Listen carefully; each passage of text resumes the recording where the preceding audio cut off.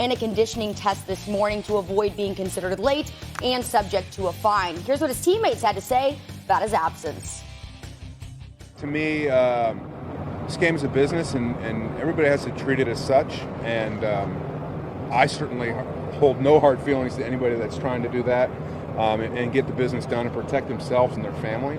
So for me, we're out here to work, and we're going to work with the guys that we have. And that's not a dig at anybody. That's how it works. I mean, I know I'm here. That's the beautiful thing. We're a team. We're going to be together. And I love the hell out of Zeke. Dominique, what impact would a big Zeke deal have on the Cowboys? I mean, it'll have a tremendous impact. I think that it'll have a great impact in the short term because it is essentially the difference between them being a Super Bowl contender and not being a Super Bowl contender. But if you do sign a long-term deal with Zeke, it does have an impact on the rest of the players that you need to sign. They have a lot of players coming up on defense, not to mention, obviously, they have to pay Dak Prescott and Amari Cooper, and they have a tremendous offensive line, which is going to get it more and more expensive as we go forward. So I think that it's a give and take. It's a short-term benefit that might make them one of the Super Bowl favorites going into the season, but there is a long-term cost to tying up your cap in any one player, specifically the running back position, which we all recognize is a position that kind of declines out of nowhere sometimes off the cliff. And we talked about Todd Gurley at the top of the hour. It's a perfect example of it, although that's just one example. We have other examples of running backs who have been productive late into their career. It's a risk anytime you put a great deal of your cap into one player, except with the exception of the quarterback, because we've gone through so many great lengths to protect the quarterback, make it safe for them. They still get injured. But if you put a ton of money in a running back, you put a ton of money in a receiver, and the same is true for defensive players. You put a ton of money in any one player. When that player goes down, you don't get that money back. You can't go use that elsewhere in the cap. So it's certainly going to have a negative impact, or at least a limiting impact on their long-term future, and a positive impact because it makes them a legitimate Super Bowl contender in the short term. They have to sign Ezekiel Elliott, and they're going to have to give him what he wants. He's going to reset the market after Todd Gurley, and it's going to help them. And you're overstating the problem that it causes, and I'll tell you why. First of all, the Gurley contract's not $54 million. Right. Because as you know, and you were a union rep, yes? President. Yeah, you were union president. That's right. I knew it was union something. You talked to Dominique Foxworth off the air. You understand that he was union something. That's right. That's it. Union something. But the point is, it's 4 years, $45 million, because that's the guarantee. That's the cap hit. That's the guarantee. That's the money he's going to make. The other money, who knows? Right. 4 years, 45. You're barely, not even $12 million a year. That's not terribly expensive for an extremely important offensive position. Now, yes, many running backs are interchangeable, but curve, and see you get extra value on the far right side of the curve where Ezekiel Elliott is. So here's my philosophy on running backs and why it's maybe more okay to take them early in the draft than people realize.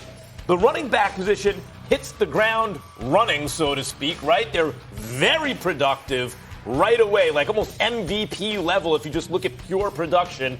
Could be from their rookie season on. Look at Saquon Barkley, Ezekiel Elliott, and these guys. Then, so they play out their rookie deal. You can then franchise them. You could franchise him again.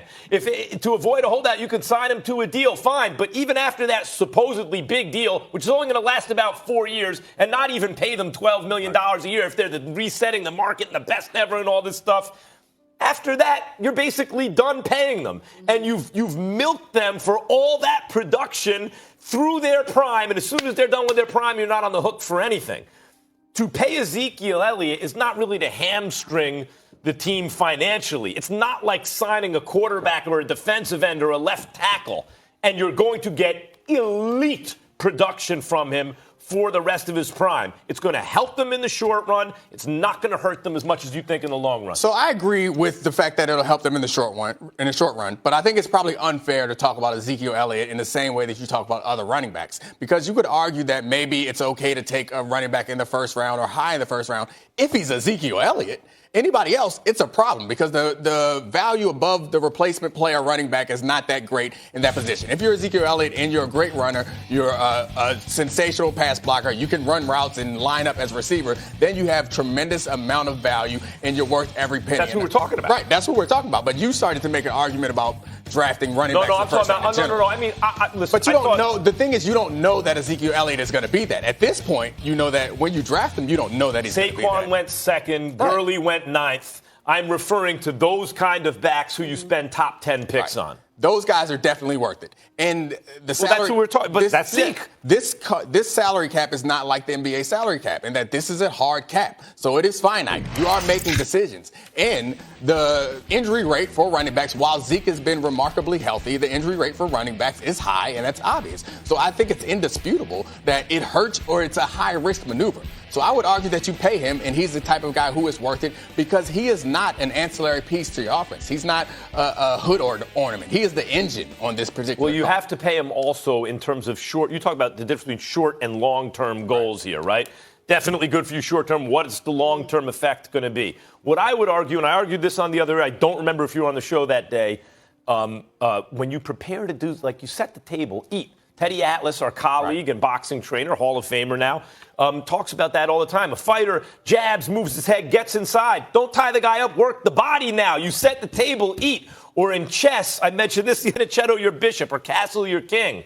Don't mess around. You prepared to make the move, make the move. If you spend the 4th overall pick in the draft on a running back and he pans out and you built the team to run and you have a great offensive line, now's the time to pay him. Pay him. Set the table. Eat. I got stuck at Finichetto. You hit us with a Finichetto, I have no like idea chess what lingo. does that mean? I think so. I agree with that. Set the table. Eat, because it's not only just in that case. It's for their championship run. They've set the table to make a run right now. They have all the pieces. Their team is never going to be as talented as it is right now. So I would argue that you pay Ezekiel Elliott, no matter how much he's asking for, you pay him because this is your chance. You win a Super Bowl this year. What happens going forward, you can recover from it. Your fans will recover from it because you've set the table. So now it's time for you to pay guys, and Zeke Elliott's the perfect guy to talk to when you're talking about eating. Yeah, what we were debating is the long term. Are the Cowboys maybe holding off for just a little bit longer and hoping that Zeke will back down a bit in terms of what he's asking for? I don't think so. I mean, Zeke has enormous leverage right now because the Cowboys are fielding a Super Bowl caliber team in terms of the quality of the roster. The coach is another story. It's another example of a guy like, again, you built the whole team to run. You have Ezekiel Elliott. Hey, coach, what are we going to do? We're practically at midfield, 4th and 1. We have Ezekiel Elliott and a great offensive line. Let's punt. That's the real issue. The trends are there for the NFL moving in an NBA-ish direction where the players are taking power. Adam Schefter and I talked about this morning on Get Up, and you look back last year, Aaron Donald, holdout, got paid. Khalil Mack, holdout. He got traded and got paid. Now you have all these top players this year, from Yannick Ngakoue to Ezekiel Elliott to Michael Thomas and Gordon and Melvin Gordon out there. All these guys are holding out. It seems like Michael Thomas is definitely going to get paid. They've already, from what I've heard, they've already offered him a lot of money. These guys are going to start getting paid, and it seems like there's a trend being set in the position of power being taken that the players deserve in the NFL. They're starting to take it from it, and I like it. And I think Ezekiel Elliott is at the forefront. And we remember talking about how Le'Veon Bell last year would talk about, I'm doing this for everybody else. I hope Ezekiel Elliott can stay strong. And if players around the league or star players around the league need to pull money to send to him to cover his mortgage payment, they should do so, because I think this is a great precedent for players going forward. But what you're talking about, I think the flashpoints here are players on teams who have enormous leverage because it's hard. Like Melvin Gordon, I don't think fits that category. It's hard to replace them, and the time is now. Ezekiel Elliott is like Exhibit A. Yeah, he's the perfect guy, and I think he sends a message that I think can reverberate. You keep this trend going, it'll benefit players going forward. All right, well, Elliott, he has until this morning to report before the team can start fining him $40,000 per day missed, probably in a few hours now since they're on the West Coast. They're behind us right now. If he doesn't report by August 6th, he will not be credited with an accrued season, delaying his entry into free. We got a lot more to come on First Take as Carson Wentz, a legit MVP candidate this year. One of our experts